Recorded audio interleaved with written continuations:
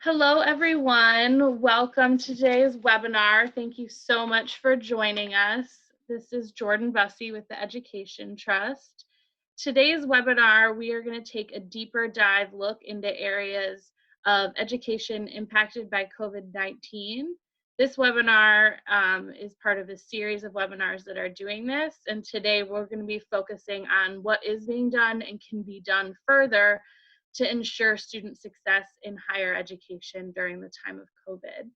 Today, we're joined by an amazing series of speakers, Dr. Kayla Elliot from the Education Trust, Dr. Nick Hillman from the University of Wisconsin-Madison, and Dr. J. Luke Woods at San Diego State University. Before we get started, I have just a few housekeeping items to flag for you. We will reserve time at the end of the webinar for questions and answers. You can ask a question at any point in the webinar, however, utilizing the chat or the Q&A functions that you'll see on your screen, and we'll do our best to get to all of them at the end. Another note, this webinar will be recorded because we'll be sending out this and all the resources that we flag in a follow-up email. So for the best recording possible, if you could keep your lines on mute, that would be great because we want to be able to get you this information as soon as possible. With that, I'm going to turn things over to Dr. Kayla Elliot with the Education Trust to go over what the landscape looks like right now with federal stimulus funds. Kayla? Hi, thank you, Jordan. Oh gosh, so just very briefly, it is an interesting time in the world right now. And if anything, I'm glad to be in this work so I can stay abreast of what's going on and be a resource whenever possible. So super grateful for the opportunity to speak with you all today. So next slide, please.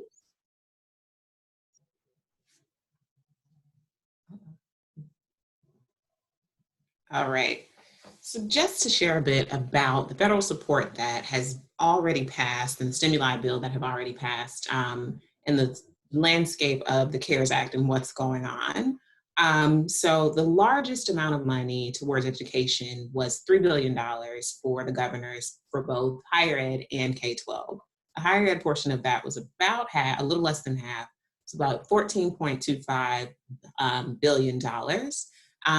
What we also saw were a number of institutions that were able to tap into that funding.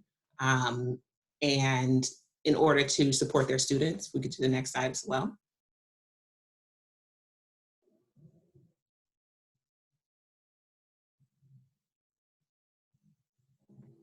It's just a little delayed if you want. Okay, just to talk and so they can see specifically ways that the bill would impact students. There was some, there we go. So in addition to the funding that was for all higher education institutions, a number of dollars were allocated specifically for HBCUs and MSIs.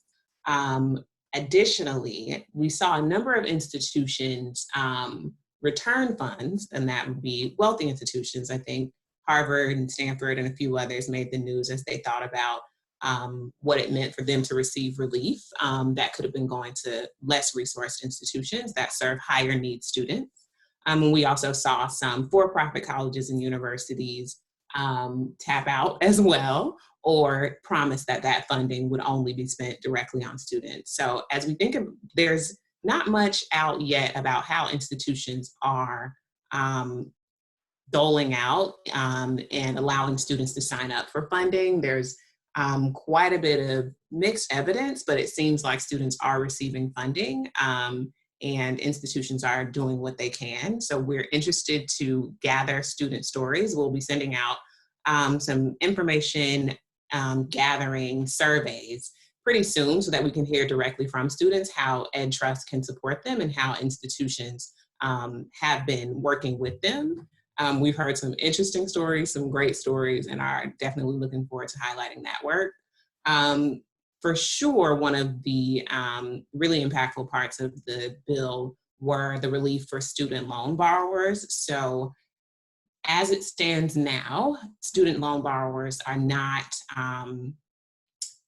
responsible for payments. So those have been suspended until September and are interest-free. That also halts involuntary collections and does not penalize anyone who's not making payments if they're in public service loan forgiveness or in income-based repayment options. Any payments that they don't make now won't count against their 10 years or their requirements to make sure that they stay in those programs. Unfortunately, we did not see loan forgiveness in this bill, but it is in some of the future bills that we will talk about a little later. So the authorizations for HEA waivers, as well as some of the waivers of the secretary and additional responsibility for the secretary, definitely bring some accountability considerations and concerns. On the waiver portion, it allows institutions to use both work study and FSEOG money as emergency aid, and that's directly towards students, but also to support institutional needs. And it ensures that Pell eligibility and overall access to financial aid will return and sustain. So that's giving a lot more access. I think with this entire bill, we saw a lot of generosity in terms of our accountability. I know that that means a few things for how we're able to track the money, how we're able to ensure that it's supporting students, that it's supporting institutions that have a genuine need. And so I know the IHEP Post-Secondary Data Commission has issued a letter around metrics that should be pursued, metrics that we should be looking at to determine how the funding was spent, and so that we can ensure that there's accountability and equity there as well. And I think that's it for me until you hear from me later, and I will kick it over to Dr. Hillman. Great. Thank you, Dr. Elliot. I made Jordan's job a little trickier because I've added some animations here. So we'll start off, just have a couple of slides. We'll start off here with a brief overview of a tool that one of my graduate students, Jared Colston, and I developed, which pulls from the U.S. Department of Education. It pulls the allocation data from the department, and that's their formula in terms of how they're allocating the funds to institutions. It takes that data and merges it with the college scorecard data, because if you just saw the U.S. Department of Education's CARES Act allocation, all you would see is the bottom line dollar amount. You would know very little about the types of institution or the types of students who are enrolled in the institution outside of their sector. And so that was part of the purpose, was just to see if we could get this information out there more publicly, so that institutions can, be more aware of their resources, but also so that researchers and advocates can kind of see patterns in this data.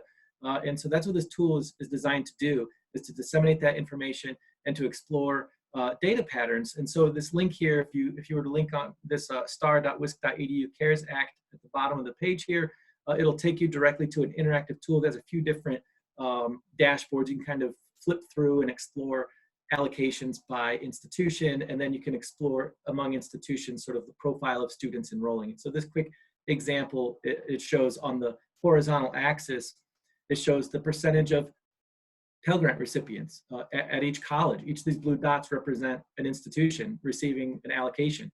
And then it shows sort of vertically how much money per student that college gets. And so, if we all kind of squint, we can see an upward pattern here. Colleges that enroll large percentage of Pell students tend to get more money.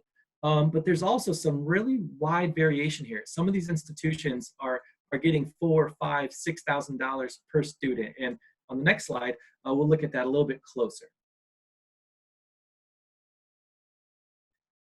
So, or I'm sorry, 2 slides we will. But on this one right here is just kind of a quick response to the question about how are these funds being used for supporting students. And so through the Governor's Emergency Education Relief Fund, that $3 billion fund that Dr. Elliot just mentioned, I have not seen a whole lot of action there. It's really unclear exactly how states are going to be using that money, if they're going to opt in, and what they'll do with that money in terms of allocating it between K-12 and higher ed.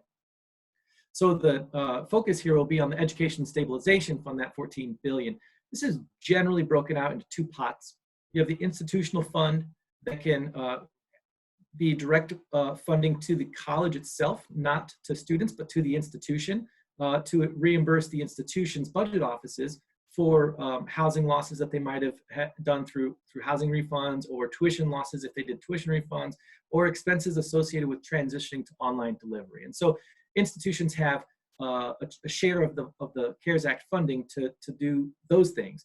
But the big piece of this, and what the previous dashboard kind of focused on, what the next slide will too, is really on these emergency funds that go directly to students. And so here we have funds that go not to the college, but directly through the financial aid office at a college to a student to cover room and board if they needed to, say, move out, or if they had expenses associated with that.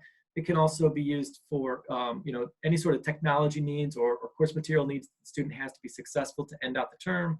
And just like with any other sort of cost of attendance item, funds could be used for healthcare expenses or dependent care. And so that's the idea here, is you have a pot of money for colleges to use resources to sort of reimburse themselves or to sort of shore up some of their budgets. And then you have money for the individual student to help them navigate this crisis. So on the next slide, we'll take a quick look at the some of these gaps here. So the first one is that there's just not enough funding to really weather what's ahead. And so the amount of losses that colleges have already taken are far greater than what they've received from the CARES Act. I think that's one big takeaway here, not just for the institutions, but then also for students to be able to weather what their economic situation is now, and for the years to come. It's just not been enough. The second here is that the funding formula itself is really odd. And ultimately what this funding formula ends up doing, it funnels a lot of the federal money to private colleges and to what I'm calling boutique schools. And I think that if this works well, we'll coordinate this here, Jordan. The next click should show a chart here that uses that data that we just looked at. It uses the CARES Act allocation data, and then it looks at the distribution here of colleges. So here we just saw the public two-year colleges, community colleges. If you sort of line them all up across the board, they would sort of follow this distribution, where the peak of that line right there, that peak, is about $500, and that means $500 per student. So the average community college is only getting about $500 per student. The next one is your public four-year institutions. You can see they're getting a little bit more money. That peak has moved over to the right a little bit, and there's some spread, but not a whole lot of spread. Public four years are getting around $700 to $800 per student. Nonprofit institutions are getting around the same amount per student, but that spread is a little bit wider. And then when you hit this last one, this is your for-profits, they're getting well over $1,000 per student. So the formula itself is really allocating money to smaller colleges, private colleges that tend to be for-profit, but also think about the students who are enrolling in community colleges and their needs. They're getting very different funding levels and funding amounts than other students. And so to the third point here, the analysis with that dashboard and some of the underlying data, we're going to start to reveal some of the trends in terms of who's getting the money, how it's benefiting institutions and their students. But I think one of the big takeaways is that there's incredible unevenness in terms of the implementation of the CARES Act funding, especially in the emergency grant side of the budget. And so some examples here, we discussed on the earlier slides, sort of the need to meet students where they are, especially for undocumented students and international students.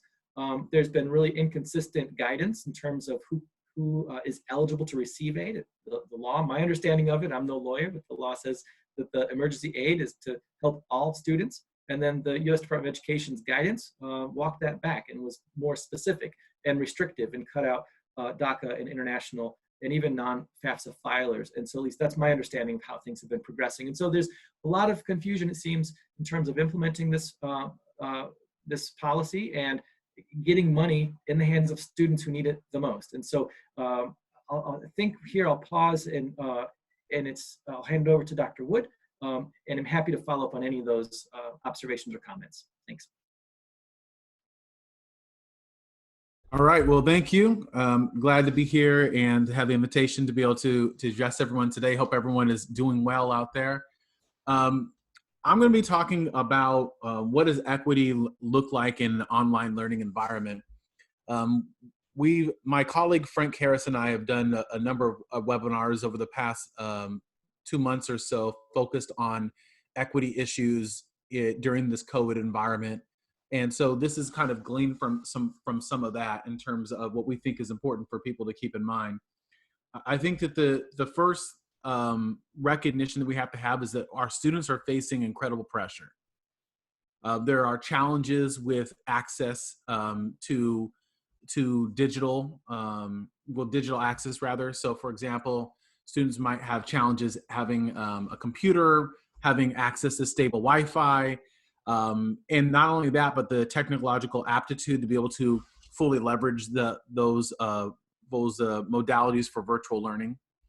In addition to that, we know that there's pretty significant concerns around basic needs. And when we think about basic needs, we really think about what we call the big four. So that's food insecurity, housing insecurity, but it also includes transportation concerns and employment barriers. And we know that with respect to employment barriers, there's a lot of students who have lost jobs or have family members that have lost jobs. And so this creates a unique set of pressures that they're navigating, while also navigating just the normal challenges that people are experiencing now during COVID, as well as for the students that we tend to focus on, which are students from minoritized backgrounds, the racial challenges that they experience in their daily lives. There's also challenges around access to resources, staff, and information. If you work at a college or university, you know that there has been excessive communication that has come out. One message that says one thing, and then it followed up by another message that says that this message supersedes the last message, and then another message that says that now this message supersedes the last two messages. And what we know is it's hard for students to know exactly what information that they need, who to go to for support, and how to navigate their realities as students. And then we also have the challenge of conflicting demands of home and school. You know, we have students who are caring for parents and children and other dependents. There's a limited space in many homes, and so people are trying to study and concentrate in rooms where there might be multiple other people trying to do the same thing, and it can create both this feeling of intensity, but also a feeling of isolation and loss from their academic communities. And then I think the last kind of major challenge I think our students are facing deals with bias. In this time, we believe that implicit biases are more accentuated now than ever before. When we think about bias, we know that it tends to manifest when there's three primary conditions that are in place. One, when we have incomplete information. Two, when our time is constrained. And three, when we're experiencing stress or our cognitive control is somehow compromised, heightened emotional state. And so when we think about those conditions, incomplete information, time is constrained, experiencing stress, I think we would all agree that not only does that represent the life of all of our students, but it probably represents our own lives right now. And in fact, I could have went through that list and nearly everything would not have only been applicable to students, but applicable to the faculty and staff and administrators who work with them.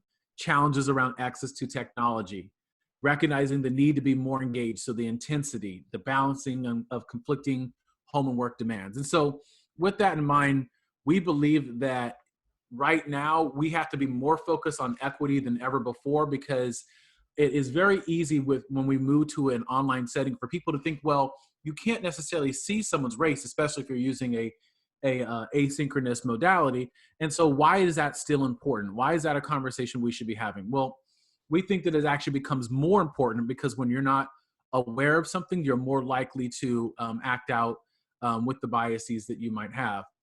So we think that there are 5 primary strategies that all educators really should be thinking about, particularly those that are engaged in teaching and learning in online environments. The first is that we recommend is be intrusive. Be intrusive. And so intrusive or high touch, there's other ways of expressing the same notion where we don't want to wait for someone to come to us to tell us that there's a challenge. We want to be proactive in interceding before it's too late. So being intrusive involves us reaching out to our students, finding out what's going on with them, and making sure that they have what they need. So for example, we think that it's good to conduct an informal assessment of students' experiences in your class. If you still have a class that's going on, you know, reaching out to them weekly with a set of questions that they can respond to help you understand what they're going through, what the challenges are that they're facing, so that we can help do our best to alleviate those challenges by connecting them to either ourselves or to those within our institutions who might serve in economic crisis response teams or care teams or whatever teams you might have around basic needs. We think it's important that we provide asynchronous alternatives. So synchronous is an ideal situation where we can be engaging people like we are right now in real time. But in reality, there's some times where our students are having challenges with Wi-Fi, and therefore they need to be able to look at a class that's been recorded and go and watch it afterwards, because in the midst of the class, they've lost the ability to be able to follow along. In fact, I have a colleague who was teaching a class, and it started out, this was last week, teaching a class, a student is on it participating, and then all of a sudden they go missing and they don't see them until about 25 minutes later. They pop back into the class, and what happened is that their Wi-Fi had went down, so they had to drive several miles away to another person's house so they could use their Wi-Fi to be there for that class. So recognizing that we have to be far more flexible now than ever before. We also think that in addition to, the performance monitoring that might come with being intrusive, and the need to intervene, that we also have to be relational. So that's the second piece. Being relational recognizes that we're still human beings. We still need to be able to have those engagements with individuals, and it becomes even more important in an online environment for us to demonstrate authentic care towards our students. So what we talk about with authentic care, because a lot of times people say, but what does that look like? And we see it as a shared or vested interest, where the student knows that if they do well, if they hit the mark, if they get the grade they're looking for, or something goes well for them, that we are going to personally feel like we did well. And on the flip side, if they don't do well, if they stumble, if they fall, if they experience challenges, that we are going to personally feel like we did not well, because we have this shared or linked invested interest with them. Part of the strategy in doing so involves us humanizing ourselves and talking about the real challenges that all of us are facing right now, recognizing that you don't want to necessarily make a statement of equivalency that, hey, my experience is what your experience is, but really just to talk about those struggles that we've experienced academically, personally, professionally as struggle, and then let students take from it what they will. It involves us having regular conversations with them about, from academic, whether it relates to academic matters or non-academic matters. As part, we also believe that you have to validate. Being relational does involve validating, and this is where I tend to disagree with some of the other theorists in this work, where some people would say that you want to validate students' effort, how much they put into things, their grit, their resilience, their hardness. And I've just never really believed that it was do this and don't do these other things. For me, validation that's balanced involves validating effort, but also validating someone's ability. You have the ability to do this work. You can succeed. I believe in you. Those are messages that are too often restricted from students who come from minoritized communities, who those messages can be incredibly important for them to be able to continue to push through in what are very challenging and difficult circumstances. The third strategy that we recommend is to be culturally relevant and affirming. Be culturally relevant and affirming. And so this involves us connecting the content that we have in our classes to the lives and experiences of our students, centering them and their experiences in the work that we're doing, and recognizing that they come to us with assets that our job is to help leverage and build up those assets, not to see them from, of course, a deficit perspective. We also believe that it's important to be culturally relevant in the text that you assign. If you think about it right now, the textbook that you have, the learning management system, and the university website or the college website, those are the primary things that students are engaging with right now. And so making sure that everything that we have are things that are presented in a way that demonstrates that it is designed for them. So bringing essentially principles of universal design, of cultural relevance to the face of our course, the text that we assign, the variable assignments that we might create because of flexibility, recognizing that it's very important for us to be able to do that. The fourth one is to be community focused, recognizing that for many students, their place of refuge can be campus. It can be that campus environment that has provided them with a network of support and protection and what might be difficulties experienced outside of the institution. And that has been a sense of loss right now for a lot of our students. And so what we want to do is to recognize that that's taking place and provide opportunities for community building within our classes, outside of our classes, providing people with opportunities to share the perspectives on what's going on, utilizing collaborative learning techniques so that students are able to engage one another, recognizing the importance of being able to do assignments in small groups, whatever might be the strategy. And that's, of course, an instructional context that's very easy to think about what that might look like in a student service context, but ensuring that we're building up that community.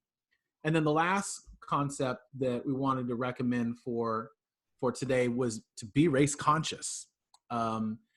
Being race conscious means that we're aware that there are racial and equity issues that are taking place right now.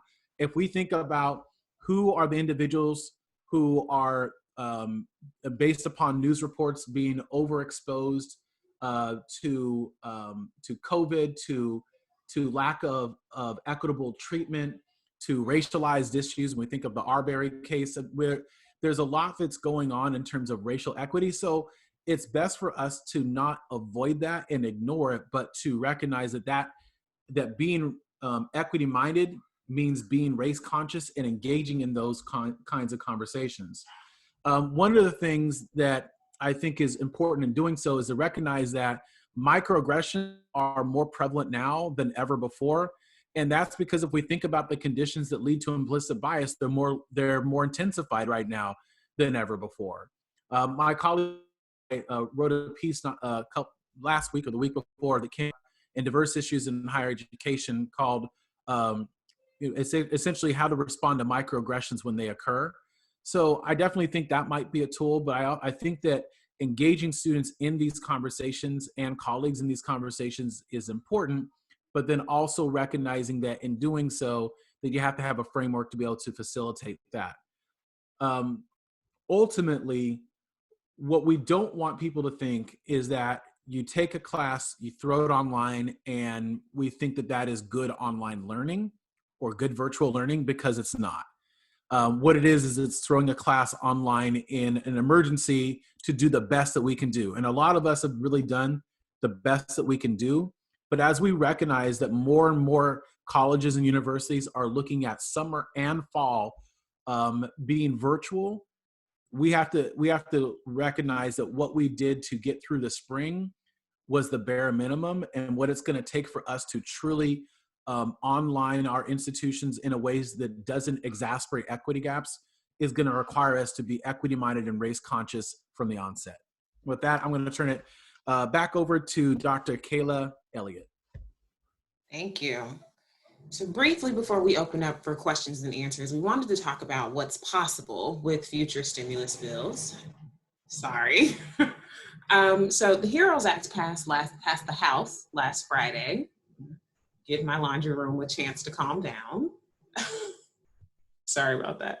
So the HEROES Act passed last Friday and included more funding to states and about $27 billion for higher education, only for public institutions, and that will differ from the CARES Act, and $10 billion for HBCUs and MSIs. It also extends the student loan debt relief that we talked about earlier to all federal benefits, and allows for borrower defense forgiveness. Unlike the CARES Act, we actually are seeing a call for student loan forgiveness and canceling $10,000 for borrowers, both federal and private.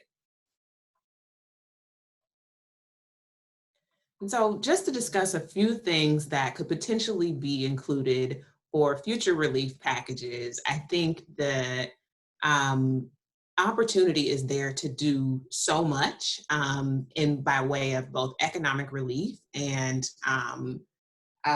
innovation, for sure. So we've called to double the Pell Grant to assist low-income students with the needs that they'll have in the fall and moving forward, to extend student loan relief to all federal loans, including Perkins loans and privately held loans as well, to provide debt forgiveness of up to $20,000, which is double the current HEROES Act, and to dedicate funding to institutions that have bridge programs, co-rec, developmental education, and all developmental education programs, supplemental instructions, and the different academic support and student success strategies that we know Pell eligible students need to succeed. I think a good metaphor that I've heard is, and as Dr. Hillman alluded earlier, the need from both institutions and students far exceeds the funding that's out there. So an increase in more state stabilization fund, more direct to institutions, more direct to student funding is absolutely needed for sure. I think the metaphor was the slices of the pie were too small because the pie itself wasn't sufficient. So I think as we move forward, we're thinking not just about new money that could be pumped in, but real policy reforms that could impact students and institutions a bit broadly.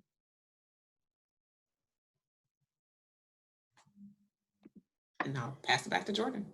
Thank you, Kayla, and thank you to all of our speakers. I just want to remind folks on the webinar, feel free to submit questions via the Q&A function or the chat function on your screens.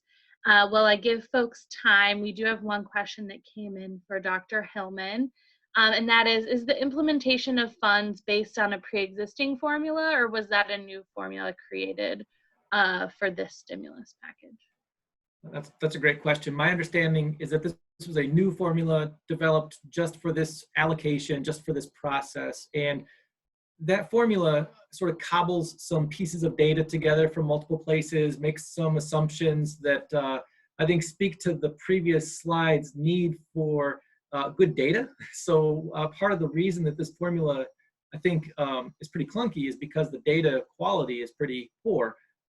That drives the money in this model, and we see the consequences of that here. So it's a new formula, and I think I would just add one other thing on the implementation side. I didn't really make much of this point, but I think it connects really well to what Dr. Wood was talking about in terms of being proactive and intrusive. When you have students who have emergency situations and they're juggling and getting by and really there's a tough time in their lives, we got to make things easier for them. And so the implementation of this emergency funding fund is just really uneven across colleges. You see some institutions requiring students to submit new paperwork, go through an application process. You have a wide range of how colleges are deciding to get money into the hands of students. And I've not seen examples yet, and I could be wrong, but I haven't seen examples where colleges are proactively seeking out students and saying, hey, we know that you have this much unmet financial need.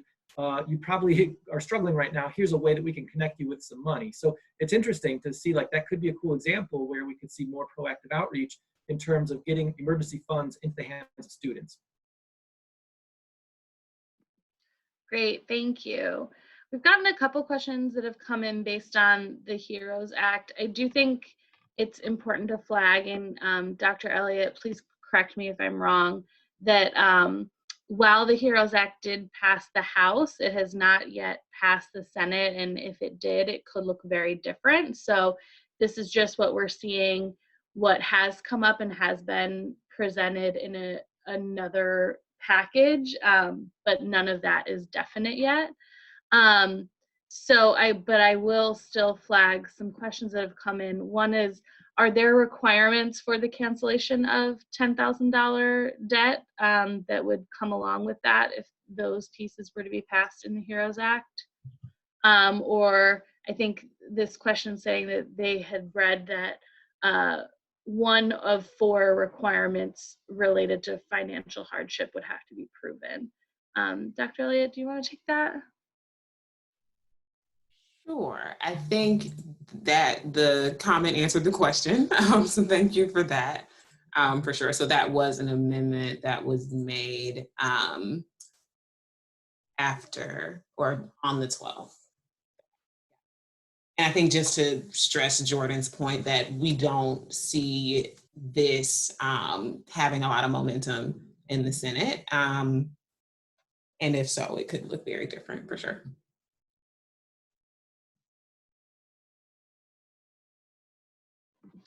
Thank you. I want to give folks the opportunity to still think through their questions.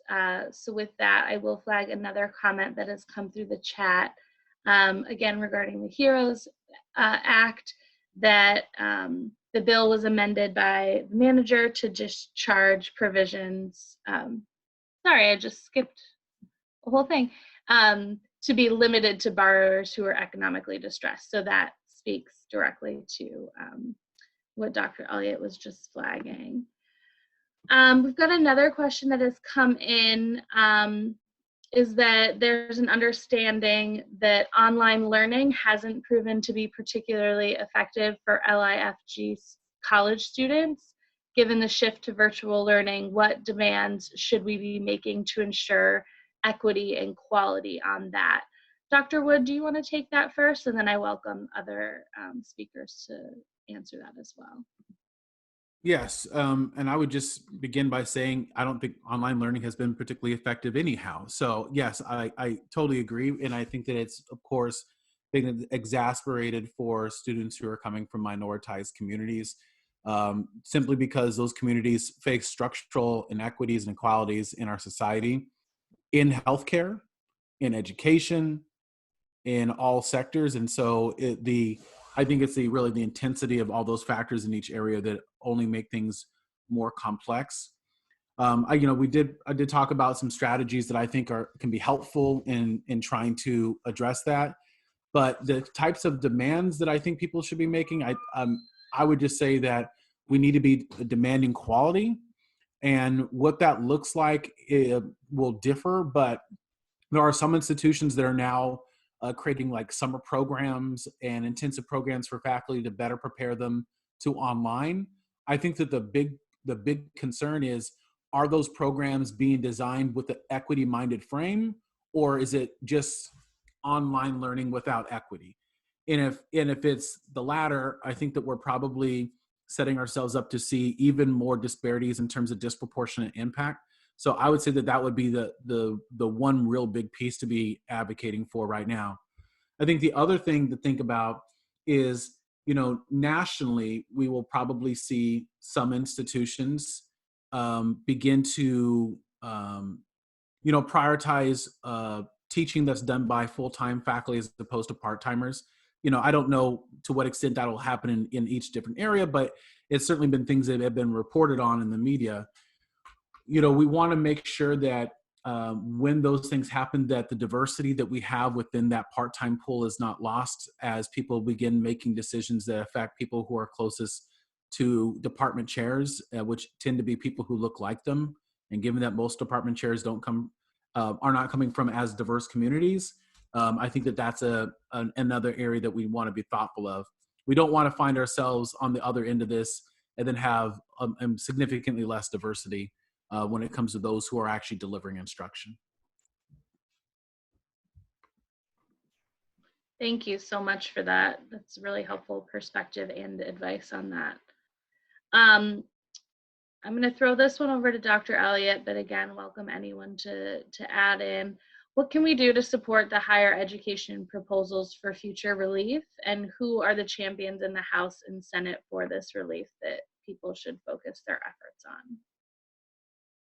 Sure, and I'm actually going to drop something directly in the chat that was written by our team, and it's a higher education equity agenda in response to COVID-19. I can drop that in there now. So I think the champions of higher education are those that have been actively supporting and co-sponsoring bills related to the Higher Education Act over the last few years. And that would be a number of folks, those who are sitting on the House Education and Labor Committee. I know last week we had an awesome conversation between Dr. Tiffany Jones on our staff and Representative Ayanna Presley around Black student debt and what can be done in future relief bills. So identifying folks like her, folks like Representative Jonna Hayes, who also has actively come out in support of a number of higher ed reforms. I think staying in conversation with their offices, staying in conversation with national folks who have, and DC folks who have an ear to the ground, signing on to letters. There are a number of signing on to letters put out by coalitions, joining those coalitions for sure, and thinking through where your policy agenda and your organization and those align for sure. So to run through quickly, I don't want to take too much time, and you all can review, and we'll be sure to send out a link to the article as well. There are a number of things that state agencies can do outside of the federal changes to higher education reform, and that's shoring up the assistance that's there and providing some accountability towards institutions to make sure that they're getting direct funding to students. But in terms of like higher ed support for future relief, I think keep an ear to the ground both on any traction on HEA, but also federal stimulus. Thank you. And this question has come up a couple times in the chat. All of these great resources and links that are either being shared in the chat or referenced by all of the speakers, we will do our best to make our follow-up email as comprehensive as possible. I got some questions in there about the articles that Dr. Woods flagged as well, so we'll be sure to include those. A question for Dr. Hillman. Are any thoughts on administrative capacity at institutions impacting the speed and efficiency of student relief? Is there any evidence of less endowed institutions making staff cuts or furloughs that impede this process? Yes, on both of those. The administrative capacity, on the administrative capacity side first, I think that we're going to see some really big challenges in the years to come in terms of how to support students on campus outside of the classroom with student support services. You can think about whether that's health services or registrar services, you name it. You've got a lot of well-trained professionals doing the best they can with their resources that they've got to be able to serve students well. And those are the exact positions that are going to be, in some cases already are being furloughed and scaled back, and or positions just not being filled. And so these positions are going to be a lot more stretched. And so I think that there will be, simultaneously more students will have demands and needs that, even if you're well-resourced, you'll be challenged to try to be proactive in meeting them in ways that are what we would expect. And so I think that absolutely those administrative capacities are a big challenge. They're going to continue to be so. The other question about the well-endowed institutions and sort of how they're responding, if I'm understanding it correctly, I've been very surprised that some of the institutions that have decided not to take some of the CARES Act money are some of those well-resourced institutions. And in some ways, I think that that's fine, because that means that there's more money for other institutions. But in other ways, there are certainly students who are struggling at these places who aren't still being served. And there are, as I understand it, there's a mechanism for institutions to give their CARES Act allocation to other institutions. And so I don't know how that's implemented, but the point here is that there are flexibilities with how institutions can allocate some of this CARES Act money. And I've not seen a lot of sharing going on. And so I think that might be what that second question is asking, or at least kind of getting at, in terms of the well-resourced institutions, kind of how they're responding. And I have not seen enough collaborative responses that I was kind of hopeful for in the beginning. Not to just be doom and gloom, but I do think, though, that institutions across the board are going to be struggling, and especially those that are the most tuition dependent, enrollment dependent, without large endowments.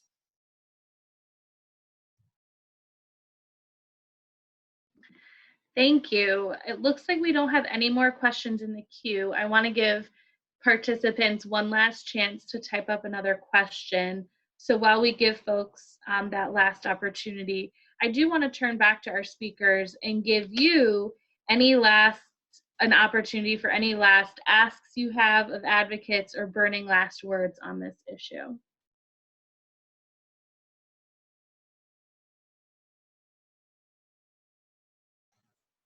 I'm waiting. I'm playing chicken here with Dr. Wood. All right, I'll jump in unless Dr. Elliott's going to jump in. I'll just say that I think that one big takeaway we have to have is around development. It's easy in a time like this not to think that that's a priority to engage in professional learning for faculty and for staff and for administrators. But right now, there probably couldn't be anything more important to do than to make sure that people are being prepared to engage. If we think about the average faculty member, let's just pick a community college. Average faculty member in biology has a bachelor's degree in biology, works in industry for several years, has a master's degree in biology, and then goes straight into the classroom with no real training on how to teach. So what do? They teach how they were taught. And they think about, a good faculty member that they had, and they try to model that. And what we know is that when they teach how they are taught is typically not how our students of color learn. That there's just a difference in the approach, in the modalities, in the epistemology, that it's different. Now, when we take that and we put that into an online context, we would, I think, have to recognize that not only have they now not been taught how to teach in general, but most certainly not in an online context, and even more so, not in an online context where they're teaching students from diverse backgrounds. So if we really care about our most underserved students, then one of the most important things that we're going to prioritize is making sure that the educators that are working with them are prepared to do so.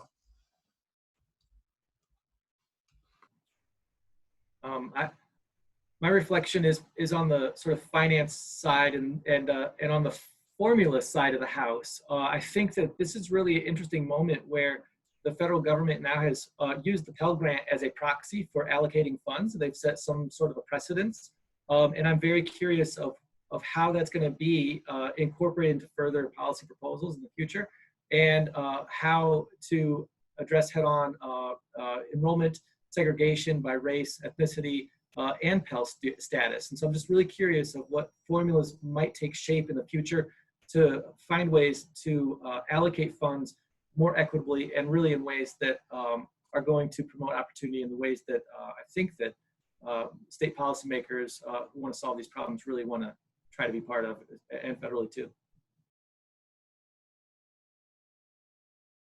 Yeah, so I love the question about what could be done to support reforms at the national level. So I dropped in a couple of coalitions that we're a part of and support that provide a lot of information and resources on a lot of those future changes around Pell eligibility for currently and formerly incarcerated students, around student debt and borrower defense programs or student debt cancellations. There are a number of, I think I dropped higher ed, not debt, and unlike higher ed in there, but there are a number of great organizations and coalitions working with state level, local level, and grassroots advocates to really shore up support and to provide voice to those issues. It's always best to inform reform with the people who are impacted most, for sure. Well, thank you all. I want to thank the speakers so much for just this very helpful and informative background and opportunities to learn and grow and stay active on this issue. I also want all of our participants to know that there are lots of ways to stay connected to resources. The link on your screen right now is a link to the Education Trust landing page on COVID-19 resources and responses. We update that regularly. If there are future stimulus packages that change and bring more money into this space, we will be updating you with that information, the breakdown, and probably more recommendations. So that's a great place to stay tuned. We'll also be keeping you informed. If you've registered for this webinar, you'll stay up to date on any additional information. I also just want to flag one other immediate next step that we would love for you to take, and that is something that Dr. Elliot flagged earlier. We will be sharing a link to a student survey that we are going to be using to collect stories of students in higher education institutions on the way stimulus funds are hitting them, if they're getting the resources and support they need, just really what their experience is like right now. And we want to be able to collect as many stories and experiences as possible so that we can show that and reflect that and utilize that in our advocacy efforts. So in the follow-up email, we'll have a link to that survey. So if you have connections with students, please do share that broadly, because we want to be able to collect as much of that as possible. So with that, thank you again so much. We'll be sending our follow-up email with all these great resources in the next couple days, and we look forward to staying in touch soon. I'm sure this will not be the last time we bring you or invite you to come to another one of these webinars. With that, have a great day, and thank you so much.